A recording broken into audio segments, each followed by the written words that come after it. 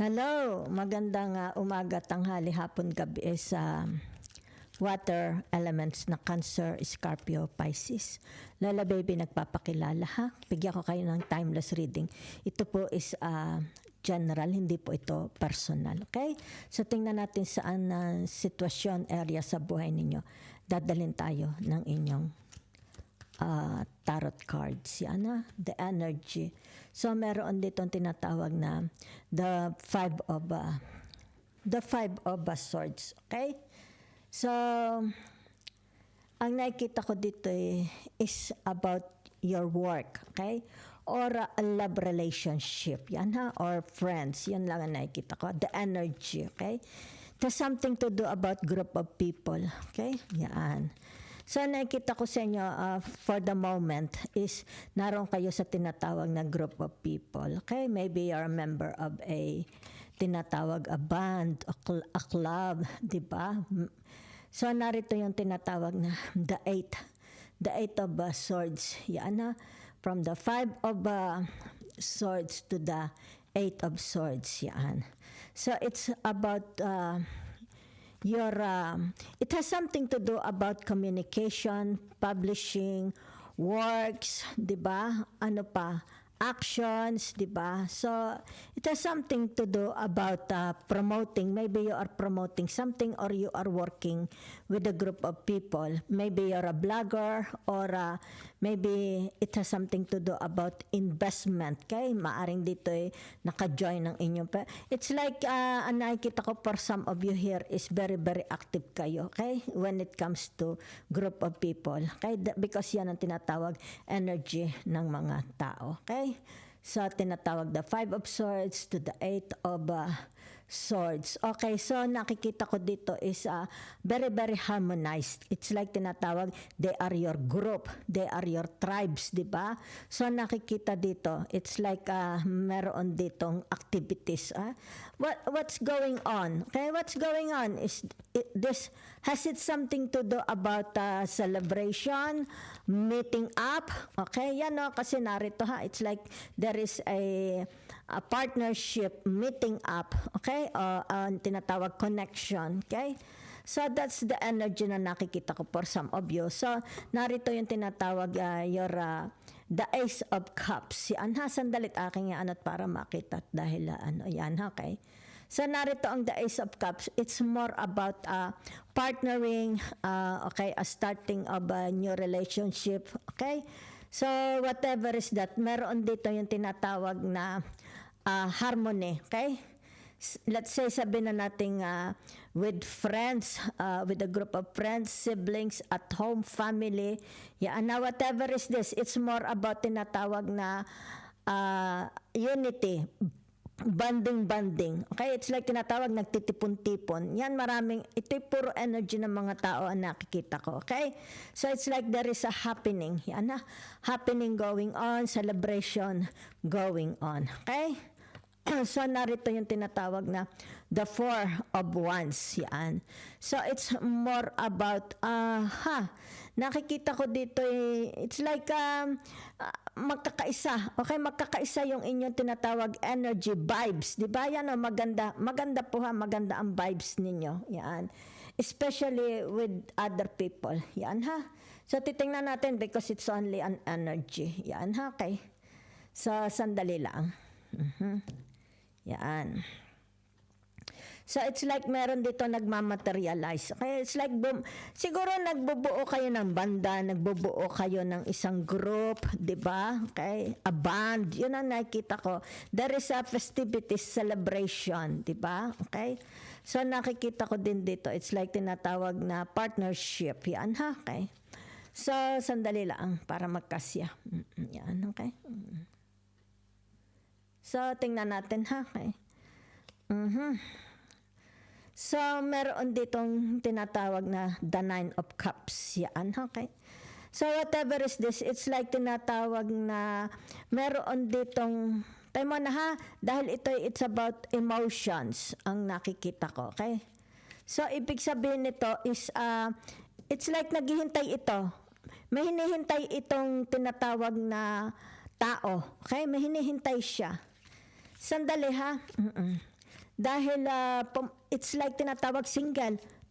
The Nine of Cups. Single ito, nakatira sa isang bahay. Okay? So either it has something to do about romantic love. Okay? Romantic love or kaya tinatawag na meron siyang tinatawag na iniintay, maybe group of friends, di ba? There is a meet up, okay? Sa tinatawag, sandali lang dahil ito ay the Four of Wands, di ba? Yeah, it's like there is a meet up, okay? Napipinto, yan, manifesting, dahil narito ang tinatawag the Ace of Cups, yan ha? It's maganda, because it's like you are dealing, okay? Hindi ka nag-iisa. Yan, no? It's like group, okay? Narito ang tinatawag interaction. Yan, ha? So, meron dito, okay. What is that? The Ace of Wands ito. Yan, ha? Okay. So, maganda. Yan, ha? There is an interaction. Mukhang ito is more about celebration. It's like going out. Diba? It's like happy-happy ang nakikita ko. Happy-happy. Ikaw at kung sino man ito. Diba? It's like kayo dito, nag-form ng group, nag-set ng date. Diba? Halimbawa, sabi natin pagkikita because there is happening. Yan, no? More on public ito, ha? Outside. Maybe travel. Yan, ha? Okay. So, ayan o, kita ninyo tinatawag na the Knight of, narito ang the Knight of Cups. Yan ha, okay.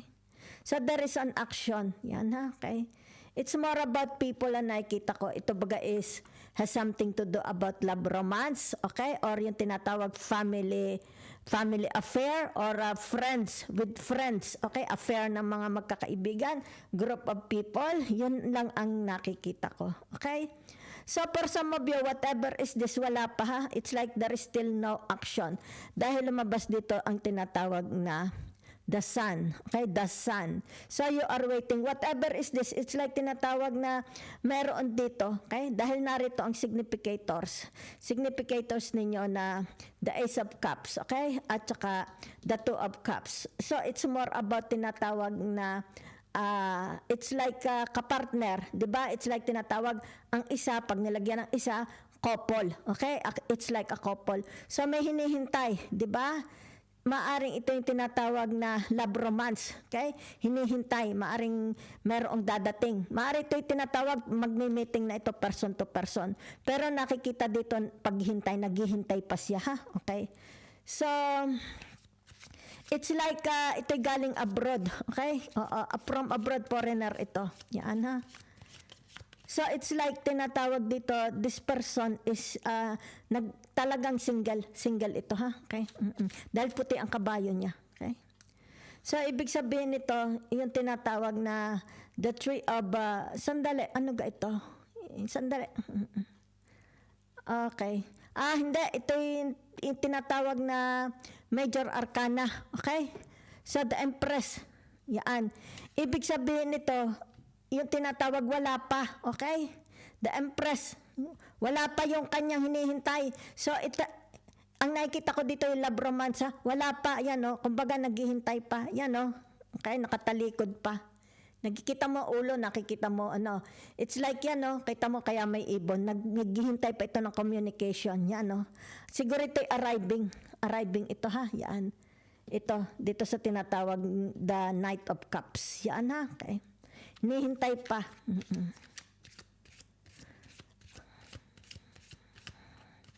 So, ano man ito? Yan, meron ditong tinatawag na the Hermit. Yan, ha? So, it's more about the hermit. Yan. Ano itong hinahanap mo? Okay? Yan. Ano yung hinahanap niyan? It's like searching, seeking. Okay? Seeking the truth, searching happiness, at tinatawag na kumbaga dito, let's say sabihin na natin hindi niya matapos ang isang work, ang isang bagay because kailangan pa ng tinatawag na additional information, additional data, additional para makatulong sa kanya para matapos ang kanyang tinatawag. Kung ano man ito. Let's say sabihin na natin may mga papers, di ba? It's like hindi pa pwede itong isubmit or kaya i-publish because kailangan pa ng additional information, additional whatever, di ba? May mga kailangan pang tinatawag na kumpletuhin. Okay? Hindi pa kumpleto. Yan. So, ibig sabihin nito, yung tinatawag na meron pa, itong taong ito is meron pa siyang ginagathered. Okay? Yan. So, gagamitan. Sandalit, ibubukod ko ha. Ito the Virgo. Yan ha. The Virgo, the Hermit. Yan ha. Okay? So, ito yung tinatawag na the Empress. The Empress ito ha. Yan. So, whatever is this, yan. Dahil narito ang the Sun. So, ang nakikita ko ditong significator ninyo is itong dalawang ito. Yan ha, okay. It seems like you are dealing with a lot of people, di ba? A lot of people. Kumbaga dito yung tinatawag na it needs an action, okay? Para ito is yung tinatawag na mabuo, okay? Magkaroon ng shape, size, okay? Yan, form, shape, and size. Whatever is this, ha? Yan, dahil narito, okay? So, ibig sabihin nito, if it's about, let's say, sabihin na natin, blessing, abundance, graces, whatever, financial in the form of money or love or, let's say, sabihin natin, a job, whatever, ibig sabihin nito, yung tinatawag, wala pa, okay? It's like tinatawag na maybe ito pinoprocess pa or yung tinatawag nasa waiting list. Kung ano man ito, kayo na lang mag-fit since this is a general reading. Okay?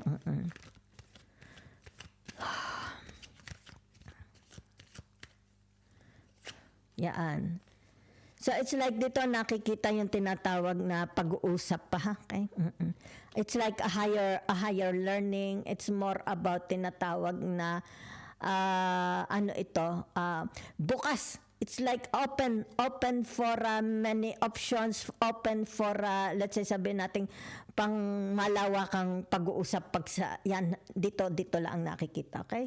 So meron dito yan no. There is a news coming ha, okay? So it has something to do about dito kung ano itong napag-usapan. It's like tinatawag the outcome, okay? Yan. The outcome ang nakikita ko diyan ha. So, ibig sabihin nito, yung tinatawag na, yan what you are it's kasi narito, you are waiting, di ba? Yan you are waiting. So, ibig sabihin nito, yan, arriving na ito ha, manifesting. It's not manifesting, arriving na ito. Yan ha. So, it seems like may magandang outcome kasi narito ang significator. Yan ha. Yan, it's like tinatawag, ano ito ba, para ito is yung tinatawag na magkaroon ng mag-materialize, di ba? Mag-work out. Yan Ibig sabihin nito, yan, it's for na ito, publishing na, kaya releasing. So it's about what you are capable of. Ang nakikita ko for some of you is very, very organized, well organized. Ibig sabihin nito, yung tinatawag pag-iisip ninyo is very, very well organized too. Okay? So ibig sabihin nito, seryoso kayo sa inyong tinatawag na relationship, seryoso kayo sa inyong tinatawag na your duty, di ba, responsibilities, very, very serious kayo. Okay? So nakikita dito, yung tinatawag na well-organized inyong pag-iisip. Ay nako, may tao. So narito ha, it's still early, okay? It's like for some of you, yung tinatawag, it's still early to broadcast. Yan ha. It's like tinatawag, meron pa ditong binubuo, pinapolish. Whatever is this, kung ano man ito, yan ha, dito nakikita, meron pinapolish. Pinapolish na, let's say sabihin na natin, a work, okay? A project, yan, whatever, a relationship, pinapolish pa, okay? It's still early. Kumbaga dito, hindi pa kailangan ito. Early to broadcast, early to publish, early for announcement, okay? Yan, kung ano itong binubuo na ito, is still early, yan. Hindi pa, masyado pang maaga para ito'y ipaalam sa madlang people, okay? So, Kasi kumbaga dito yung tinatawag na, it's like nagpapakilanlanan pa. Okay? It's like tinatawag na kinikilala pa nila ang isa't isa. Yan ha. Para mabuo itong tinatawag na the Ace of Cups. Yan ha. Okay. So kumbaga dito, ito yung tinatawag na absorbing, ina-absorb pa ha. Okay. Huh. So, yan, no, kita ninyo. Ibig sabihin nito yung tinatawag wino-workout pa. Okay? Maybe. Ano wino-workout dito? Itong tinatawag na relationship para mag-grow. Siguro, maaring ito yung tinatawag na go-grow. Okay? It's like nakikita dito yung tinatawag na ito'y usapang seryoso. Kasi ito'y tinatawag the Five of Swords and the Eight of Swords, di ba? Seryoso. Yan, no? Sineseryoso. It's like sineseryoso. Okay? Hindi ito bulahan. Hindi ito yung tinatawag na laruan. Okay? Dahil narito ang significator. The Two of Cups and the Ace of Cups. Yan, ha? So, ibig sabihin nito yung tinatawag na kailangang makasigurado. Okay? Makasigurado siya dito sa tao na ito. Tinatawag na ito is, kasi ito pangmatagalan, okay? Kasi narito ang the Two of Cups, pangmatagalan ito, okay? Yan. So, yun na nakikita ko, ha? Ha. For some of you, nakikita dito na, ito ha, sandali, okay? Ibig sabihin nito yung tinatawag na relationship with family, with friends, di ba? Is nakikita dito, it becomes stronger and stronger and stronger. Yan ha, okay. So for some of you, maybe it has something to do about yourself, di ba? It's like tinatawag na you enhance more, okay? Enhancing beauty, enhancing shapes, di ba? Kumbaga dito sineseryoso niya, okay? Sineseryoso niya yung kanyang ginagawa, okay? Halimbawa pagpapasexy, yung diet, yung kanilang health, yung kanilang work, halimbawa sabihin na natin the relationship, di ba? Halimbawa yung friendship nila to others, di ba? Yan, seryoso nila. So for some of you, whatever is this, is like tinatawag dito na meron ditong hindi nakatalikod. It's like tinatawag, they are not yet ready to show it to the public. Whatever is this, okay? Kasi nakatalikod. Kung ano man yan, di ba? It's like tinatawag, it's still early. Dahil meron ditong tinatawag na very, very big transformation, transition. Okay? Kung anong ginagawa nito. So, this person is doing something, okay? So, kahit nag-iisa itong taong ito, meron kasi dito nag-iisa, it's like tinatawag na hindi naman boring sa kanya ang buhay, di ba? It's like tinatawag na very, very open siya. And it's like, ito naka-expose ito sa... Kumbaga dito, open ang bintana, open ang pintuan. Siguro sa social media ito, 'di ba? It's like ina-update niya ang mga viewers niya, what's going on, 'di ba, sa kanila, 'di ba? Yung kanila mga pinupuntahan, yung kanila kasi narito ang tinatawag na ayan very very active, 'di ba? Very very active, very very chatty, 'di ba? It's like nakikita mo diyan, paparoon, paparine, 'di ba? It's full of action. Yan ha, okay. So, for some of you, whatever is that, it's about the preparation. I do not know kung ano itong preparation na ito. Kumbaga dito yung tinatawag na pinag-aaralan pa ninyong mabuti. Okay? Hindi pa ninyo ito tinatawag binobroadcast sapagkat inyo pa itong pinapolish. Nakikita dito, pinapolish pa ninyo. So, ibig sabihin nito, it has something to do about beauty. Kung naman ito, beauty or maybe you're pregnant, diba? It's like tinatawag, baka for some of you, pregnant, kumbaga ito yung tinatawag, hindi pa ninyo ina-announce the gender, if it's a boy or a girl, or kailang kayo manganganak. Okay? So, meron din dito tinatawag preparation for a relationship. Okay? I think it's for some of you is sandali lang ha, meron ba ditong sandali lang, may tinitingnan lang ako ha. Okay. Okay. So, ibig sabihin nito, a romantic relationship. Yan, ha? So, for some of you, ibig sabihin nito, yung tinatawag na wala pa, kayo nasa romantic relationship, sabihin natin na ligawan, okay? Ibig sabihin nito, wala pa kayong announcement, okay?